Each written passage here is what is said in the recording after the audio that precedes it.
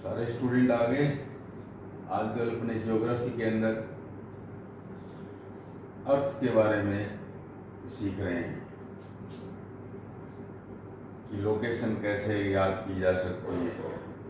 Latitude मतलब लेटिव line है, longitude मतलब लंबी लाइन है, pole to pole long longitude, और पसरी हुई ओरिजेंटल लाइन है लैटिट्यूड। और दोनों ही प्रकार की लाइनों में बीचों बीच कितनी डिफरेंस, इक्वेटर पर, ना कि ऊपर या नीचे, इक्वेटर पर दो लॉन्गिट्यूड के बीच की दूरी क्या होगी, दो लैटिट्यूड के बीच की दूरी क्या होगी, हमने पढ़ा था 111 किलोमीटर। लॉन्गिट्यूड में लंबी लाइनों में ये 11 किलोमीटर जीरो हो जाता है, इस तरह से जीरो हो जाता है। यहाँ पर तो 111 रहेगी। इसी प्रकार से लेटिव लाइनों में उसका सरकमफेरेंस कम हो जाएगा। यहाँ पर क्या है कि 111 रहेगा। लेटिव लाइनों के बीच में सारों में ऊपर और नीचे 1 किलोमीटर का डिफरेंस रहेगा। अब कोई मान लो आप चाहो कि इस धरती के, इस अर्थ के ऊपर से लेकर नीचे, मतलब इस ग्लोब के सेंटर के अंदर सेंटर में लाइन जानी चाहिए। सेंटर से ऊपर से लेकर नीचे इसको चीरकर नॉर्थ पोल से साउथ पोल चीरकर फाड़कर आप सीधे उसके सेंटर से होकर नीचे जाना चाहते हैं, तो आपका कितना किलोमीटर हो जाएगा? 12,212 किलोमीटर। अच्छा ठीक है। और आप इसके इक्वेटर से, इस साइड से लेकर उसके सेंटर से उस सेंटर तक सेंटर से होकर उस तरफ जाना चाहेंगे, या आप इंडिया से, यूँ समझिए, कल्पना कीजिए इंडिया से नीचे यूएस है, वहाँ इस ग्लोब के सेंटर से होकर जाना चाहेंगे, तो क्या है, ये थोड़ी साइज इसका यहाँ इक्वेटर पर थोड़ा पसरा हुआ बड़ा है ना, इसलिए ज़्यादा किलोमीटर लगेगा। 12,756 लगभग बीच में से, इसके सेंटर से क्रॉस करके फाड़ कर जाना चाहोगे दूसरी तरफ, पोल को छोड़ दीजिए, तो सीधी दूरी क्या पड़ेगी? आप कह सकते हो एवरेज 500 किलोमीटर ज़्यादा पड़ेगी। 756 में से 212 आप सब्ट्रैक्ट कर दीजिए, इतना ज़्यादा पड़ेगा। अगर नहीं इस ग्लोब के अंदर तो हम तो मर जाएंगे। धरती के अंदर तो किसकी हिम्मत है वो अंदर जा सके? कोई नहीं जा सकता, कोई गया भी नहीं है, तो कोई जा नहीं सकता। तो भाई बाहर से घूम लो, सरकमफेरेंस में घूम लो, आप इसके सरकमफेरेंस में घूम लो, ज्यादा दूरी पड़ेगी। आप एक हवाई जहाज में बैठ गए, आपका जी में आया कि मैं नॉर्थ पोल से बाहर इसके सरकमफेरेंस में घूमूंगा, साउथ पोल से होता हुआ वापस नॉर्थ पोल पर आ जाऊंगा, तो 40,000 किलोमीटर पड़ेगा आपको। हवाई जहाज इतना चल सकेगा कि नहीं? पोल टू पोल हवाई जहाज नहीं ले जाना मेरे को तो इक्वेटर से, इंडिया से चलूंगा और वापस मैं इक्वेटर पर हवाई जहाज को ले जाऊंगा और वापस घुमा कर इस तरह से ले आऊंगा सरकमफेरेंस में, तो वही 90 किलोमीटर ज़्यादा पड़ेगा। सर्कमफेरेंस में इक्वेटर सर्कमफेरेंस 40,090 किलोमीटर इतना पड़ेगा। तो कुल मिलाकर ये पिछले लेसन में अपने लोगों ने डिस्कस किया था। अब इसको रिवाइज कर लिया।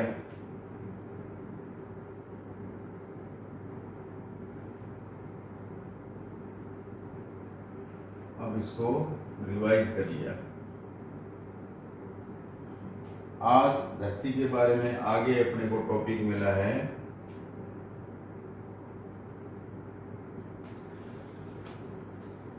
कि एक तो बात बताएं कि दिन और रात कैसे बनते हैं। आज ये पढ़ेंगे कि दिन और रात कैसे बनते हैं। 24 घंटे में एक दिन एक रात होता है। दिन रात छोटे बड़े कैसे होते हैं। विंटर सीजन में रातें बड़े होती हैं, दिन छोटे होते हैं। ये कैसे होता है।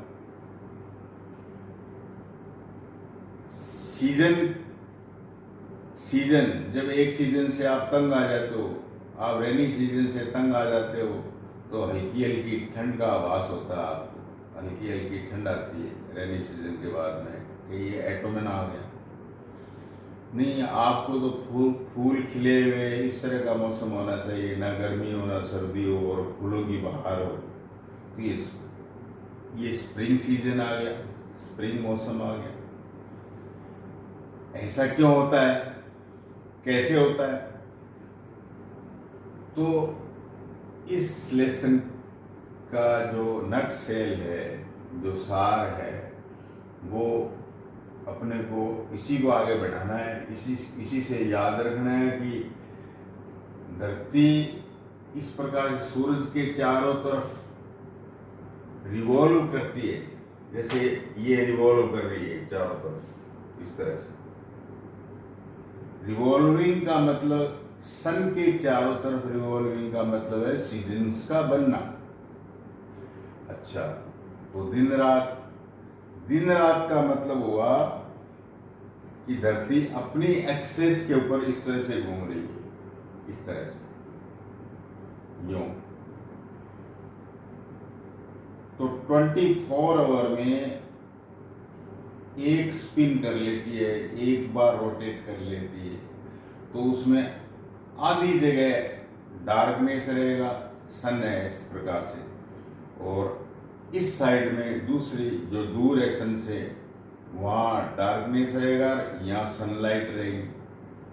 तो कहने का मतलब है कि हमेशा ही always the earth remains in half dark and in half light.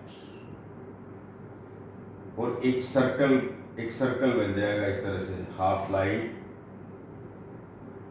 Half dark, इधर लाइट। आपकी तरफ मान लो इस ग्लोब का सन है, तो इधर आधा लाइट में आधा डार्क में। तो ये एक सर्कल, एक लाइन, एक इमेजिनरी लाइन, जिस प्रकार से लैटिट्यूड लॉन्गिट्यूड की इमेजिनरी लाइन है, वैसे ही एक सर्कमफेरेंस बन जाएगा। इसको हम कहते हैं circle of illumination. Illumination means to be lighted. तो ये एक प्रकार का सर्कल ऑफ इल्यूमिनेशन का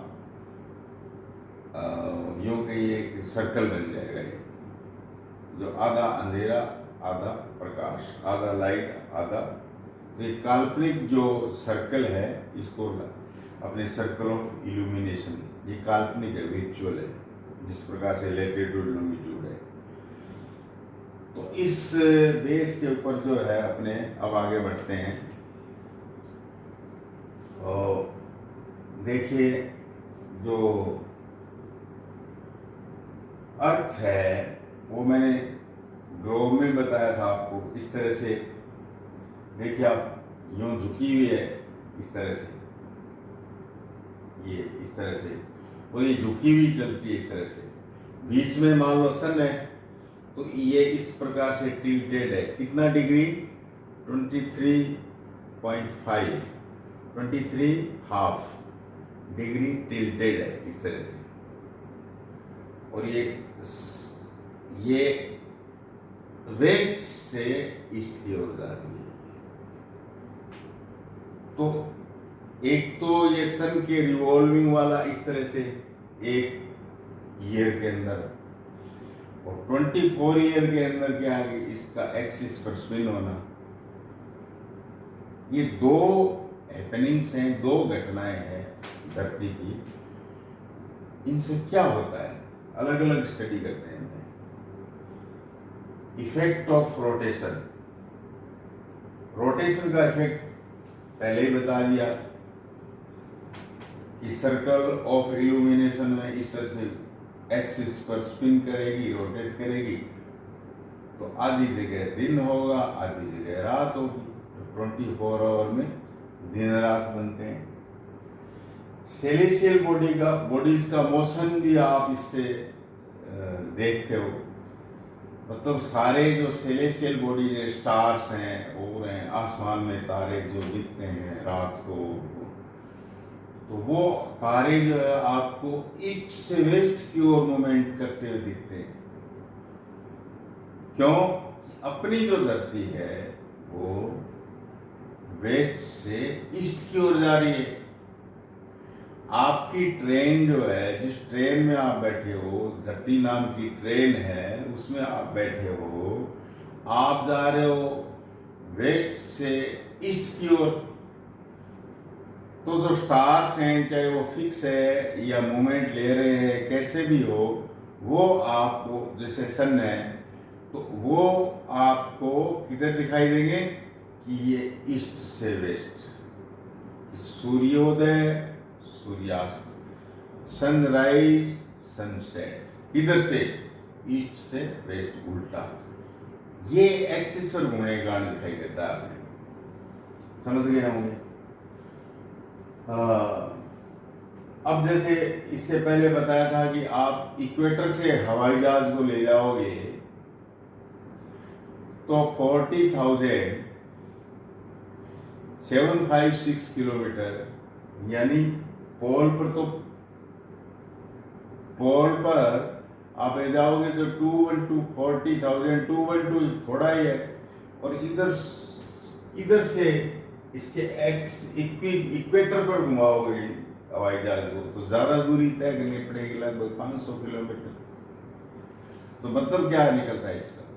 मतलब यही निकलता है कि ये जो धरती है ये पोल की तरफ थोड़ी पिचकी हुई है और इक्वेटर की तरफ थोड़ी ऐसे, इक्वेटर की तरफ थोड़ी पेटू हो गई, इसका पेट बाहर निकल गया है। ये इक्वेटर यानी बीचों बीच इसका पेट घूमने के कारण बाहर निकल गया है। जैसे एक पोटर होता है, कुम्हार होता है, वो घड़ा कैसे बनाता है, वो उसको घुमाता है खूब सर्कल को, और वो मिट्टी जो है वो घूमते घूमते बीच में पेट उसका मिट्टी का बाहर निकलने लग जाता है, बाहर निकलता है और वो घड़ा बन जाता है। वो पानी उसमें रखने के लिए, मतलब वो पेट बाहर निकल जाता है। ऐसी ये एक्सिस के ऊपर वो मिट्टी घूमने के कारण क्या है कि उसका पेटू बाहर निकल जाता है। यहाँ क्या है कि धरती का जो इक्वेटर या पेट है वो बाहर निकल गया।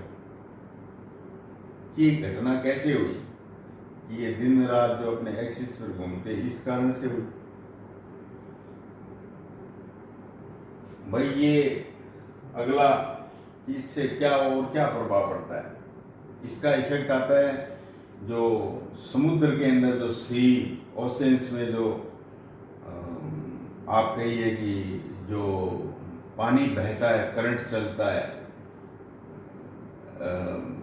हवाएं, मानसून की ट्रेड विंड्स, तरह तरह की जो विंड्स चलती हैं, वो भी विंड्स क्या है कि इसके धरती के घूमने से फर्क पड़ता है। आप कहीं भी ग्लोब में देखोगे तो इस तरह से, ये इक्वेटर है तो इस तरह से ऐसे डायरेक्शन, इस डायरेक्शन में आपको हवाएं मिलेंगी,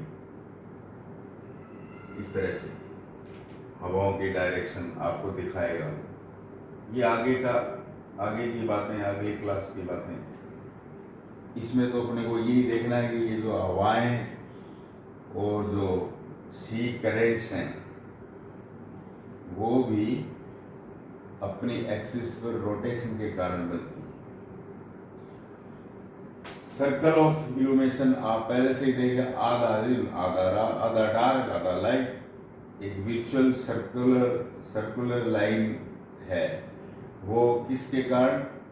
एक्सिस के कारण है, एक्सिस पर घूमने के कारण है सर्कल ऑफ इल्यूमिनेशन। तो ठीक है, अब अपने रिवोल्यूशन के इफेक्ट देखते हैं। रिवोल्यूशन के क्या इफेक्ट आते हैं? सीधी सी बात है, शुरू किया था हमने कि डे और नाइट एक्सिस से बन गए, लेकिन रिवोल्यूशन से क्या फर्क है? डे और नाइट लंबे यानी शॉर्ट और लॉन्ग क्यों होते हैं? चलो ठीक है, डे और नाइट आपने देख लिया, सीख लिया कि डे और नाइट एक्सिस पर घूमने के कारण होता है, लेकिन सर्दियों में तो रातें लंबी होती हैं और गर्मियों में रातें छोटी होती है, दिन बड़े होते हैं, उधर दिन छोटे होते हैं सर्दियों में, गर्मियों में इसका उल्टा होता है। ऐसा क्यों है? ऐसा अर्थ के 23.5 डिग्री टिल्टेड अपनी एक्सिस पर टिल्टेड होने के कारण है, ये झुके रहने के कारण दिन रात ही लंबे होते हैं। रिवॉल्विंग के कारण ये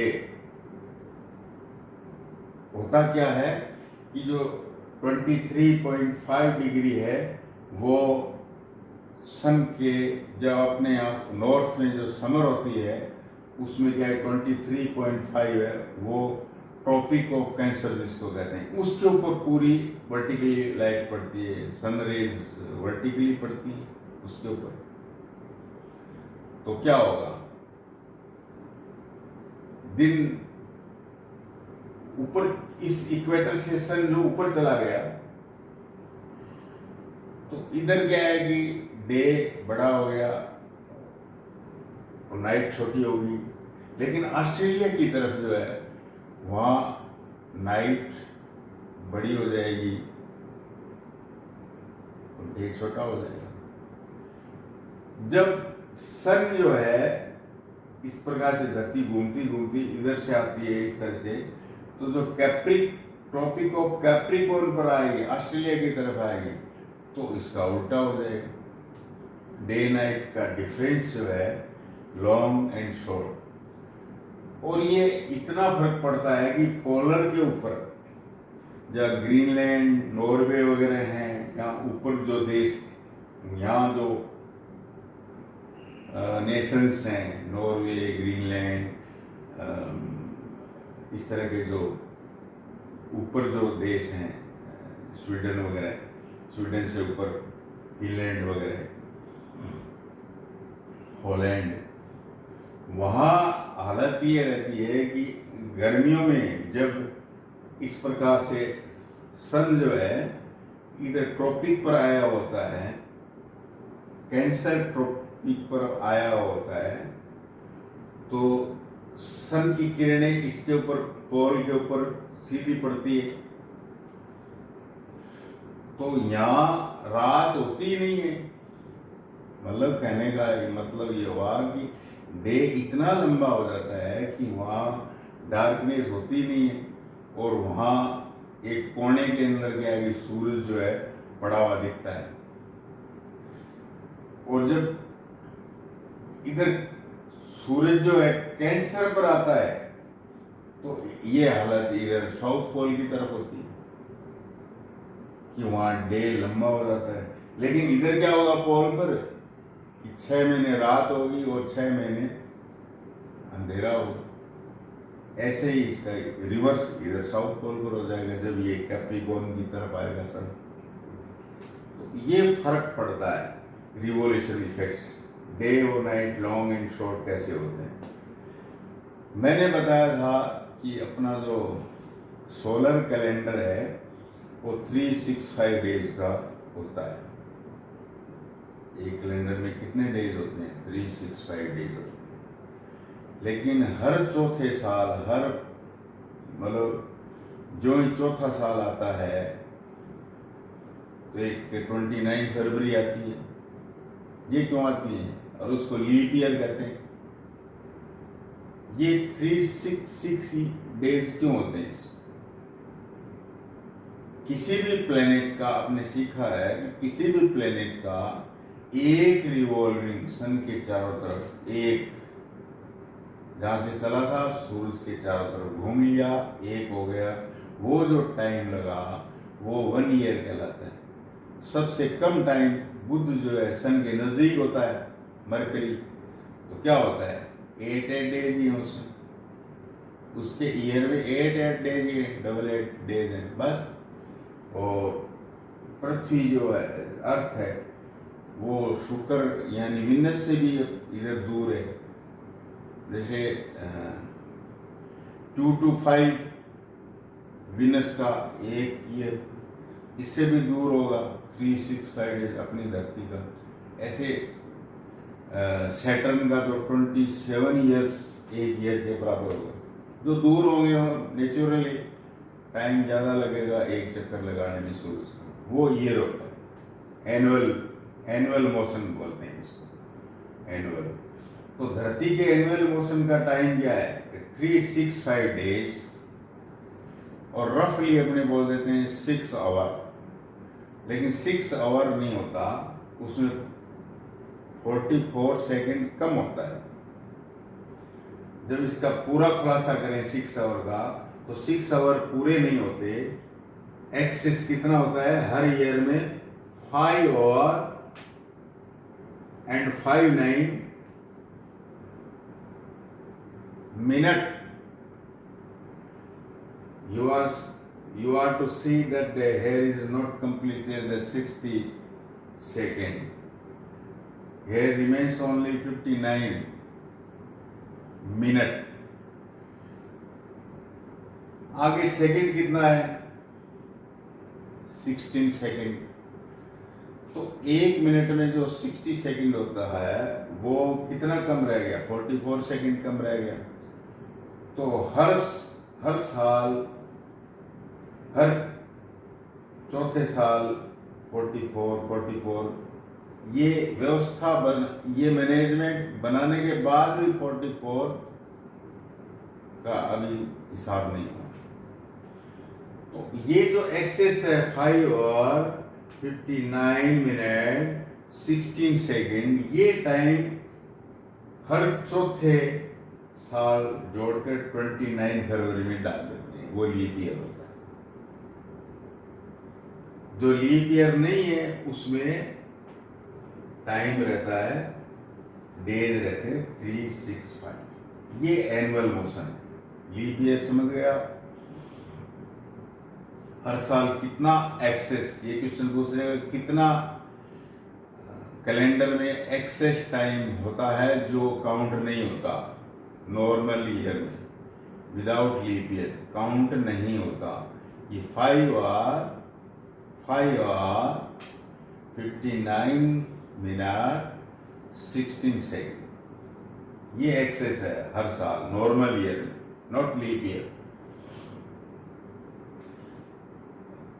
सन के चारों तरफ रिवॉल्विंग का हीट डिस्ट्रीब्यूशन में डिफरेंस आ जाता है, अपने आप ही आएगा। डायरेक्ट जो सन रेज हैं समर में 21 जून को सन की जो डायरेक्ट ट्रॉपिक कैंसर पर, इस ट्रॉपिक कैंसर के ऊपर लाइट पड़ती है डायरेक्ट, तो यहाँ हीट ज़्यादा होगी और साउथ में कोल्डनेस होगी। इसका उल्टा जून के बाद में आप दिसंबर में जाओगे तो सन कैप्रिकॉर्न पर ज्यादा लाइट फेंक रहा होगा, तो उधर गर्मी होगी, ऑस्ट्रेलिया की तरफ अपनी ठंड होगी। दिन रात में भी फर्क पड़ता है।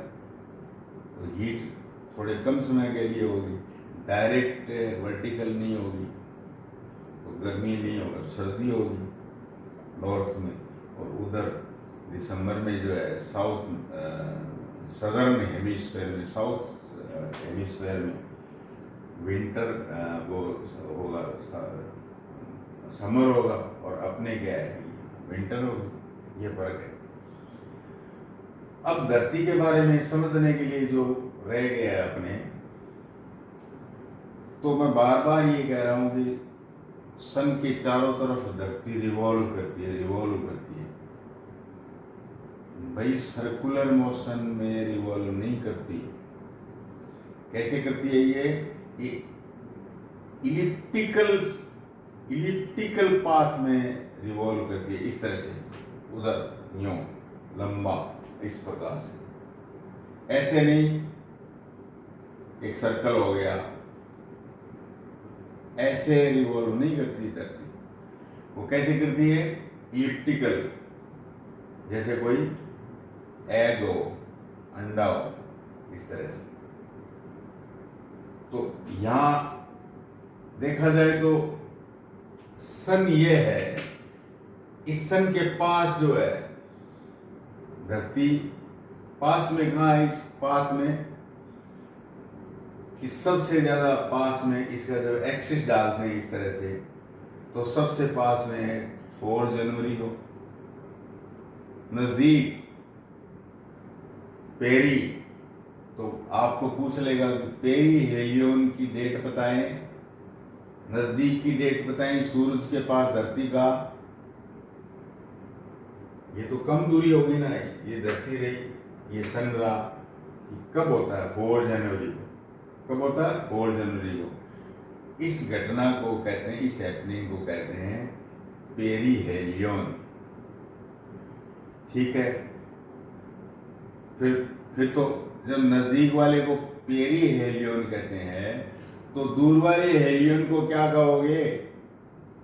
दूर वाले हेलियन को एफेलियन कह दो, एफेलियन।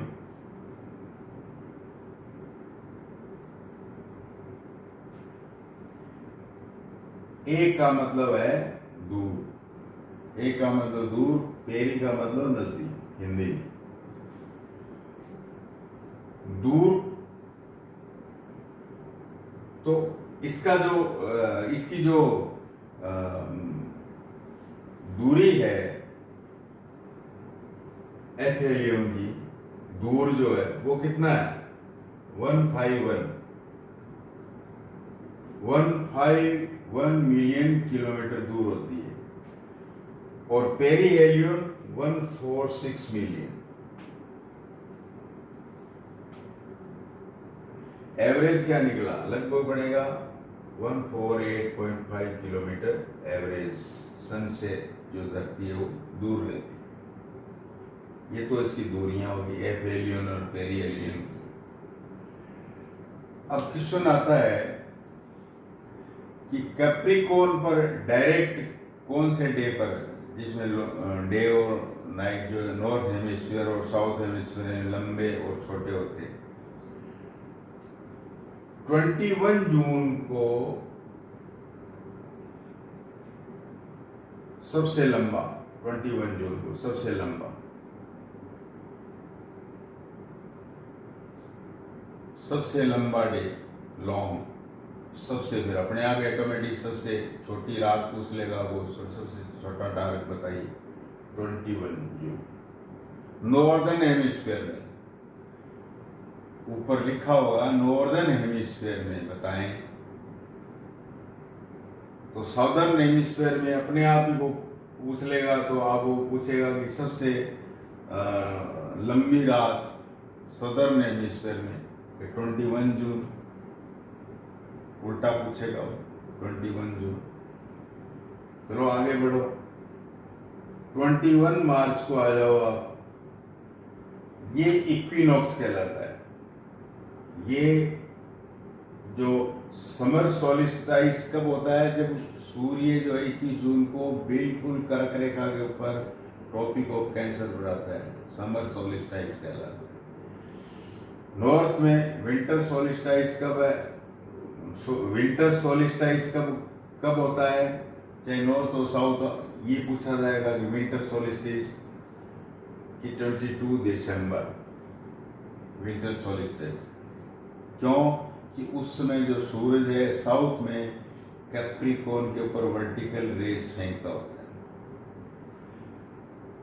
और जहां डे और नाइट बराबर होते हैं, इक्वेटर पर होंगे, इक्वेटर पर एक बार इक्वेटर पर जाएगा सूरज, एक बार आएगा, तो जा रहा है तो 21 मार्च को जा रहा है, तो वहां डे और नाइट बराबर होंगे।